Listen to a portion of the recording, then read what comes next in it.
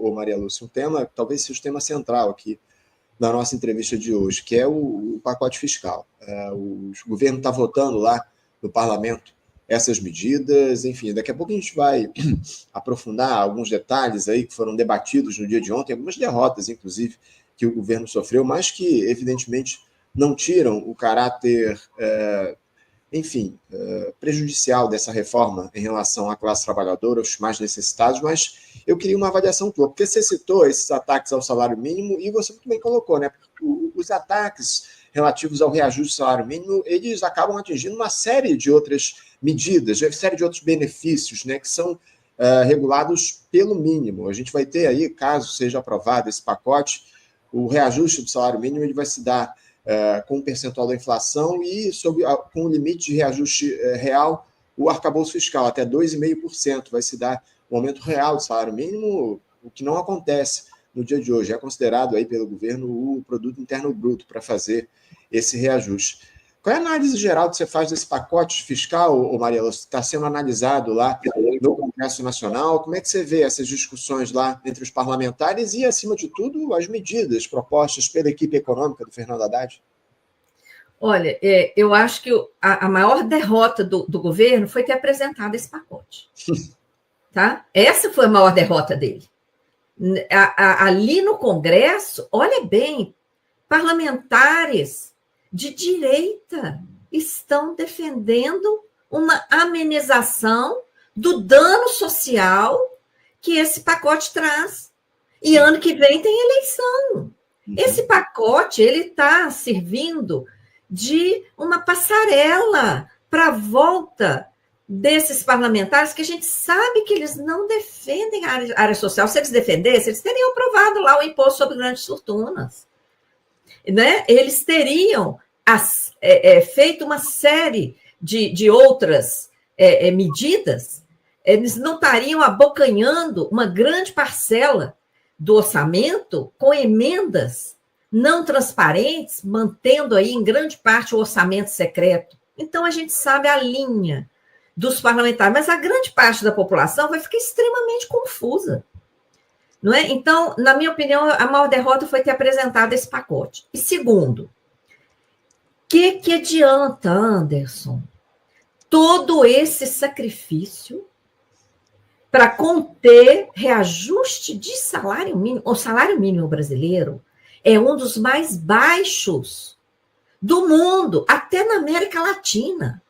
Você sabia que o salário mínimo na Bolívia, que é considerado um dos países mais empobrecidos aqui da nossa pátria grande, da nossa América Latina, o salário mínimo na Bolívia é mais alto do que do Brasil. Então, o nosso salário mínimo é baixíssimo. E ano passado, olha, no primeiro ano do governo, o governo já aprovou uma lei para melhorar um pouco a recuperação do salário mínimo. Não é? Porque nos anos de Bolsonaro e Temer foi uma lástima. Né? Aí, o que foi aprovado ano passado? Uma garantia de reajuste, a lei é de 2023, uma garantia de reajuste para o salário mínimo, que desce, no mínimo, a inflação e mais o crescimento do PIB de 2 anos anteriores. Como a gente teve aí um crescimento do PIB melhorzinho, não porque o desenvolvimento socioeconômico do país está andando, é porque o agronegócio está aí derrubando floresta, se expandindo e acabou dando esse aumento do PIB. Não festeja o aumento do PIB que nós tivemos, não. Mas houve. E esse aumento, ainda que tenha tido uma origem questionável, ele iria beneficiar o reajuste do salário mínimo. Né? E agora não. A regra já muda com esse pacote. Em vez de obedecer a essa lei que foi aprovada em 2023, o pacote propõe agora seguir o limite do arcabouço.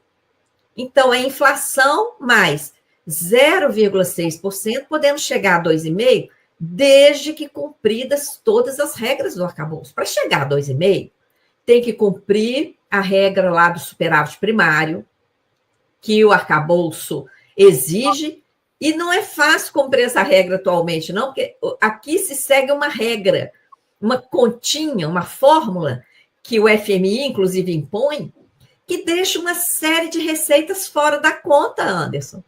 Aí fica difícil, né? Você tem que cumprir superávit. Tá, quer dizer, tem que arrecadar mais do que gasta. Ok. Só que nesse arrecadar, não, os lucros, por exemplo, do Banco Central, você não vai computar. Uhum. Você não vai computar também as receitas que a União recebe dos estados. Então, olha só, a conta fica totalmente prejudicada e quase assim, é um desafio conseguir cumprir essa meta. E se não cumprir a meta, não vai chegar ao crescimento de 2,5%, vai ficar lá no 0,6%. Tem que cumprir superávit, tem que ter aumento de arrecadação, não é? Então, dificilmente nós vamos conseguir esse 2,5% aí a mais além da inflação. Nós não temos bola de cristal, eu tenho dito, para olhar daqui para frente quanto que vai dar o prejuízo para a classe trabalhadora decorrente dessa mudança. Então, o que a gente fez? Voltamos lá na época do Plano Real, que foi o máximo que a gente conseguiu voltar, porque aí mudou a moeda, e fizemos a conta. Se essa regra atual que o pacote traz já estivesse em vigor desde o início do Plano Real, o salário mínimo em janeiro de 2024, em vez de ser 1.412, seria pouco mais de R$1.090. Isso. Então, olha a perda. Uma perda de mais de R$300 para quem ganha salário mínimo, ou é um aposentado do regime geral de previdência.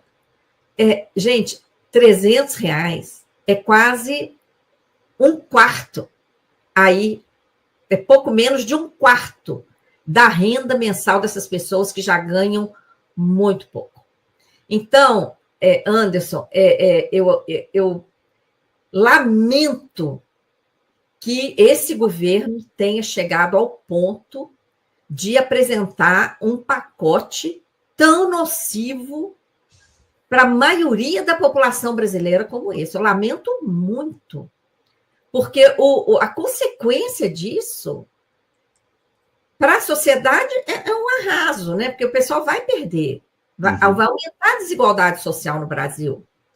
E politicamente, olha o risco de, nas próximas eleições, esses que estão lá pegando o microfone, defendendo os mais pobres, usando essa oportunidade que esse governo deu, desse pessoal crescer em cima desse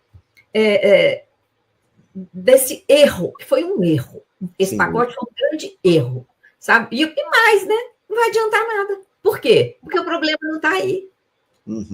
O problema não está aí. O rombo, a goteira que está alagando a casa, que está melando, está no sistema da dívida, está na política monetária do Banco Central. E nada está sendo feito sobre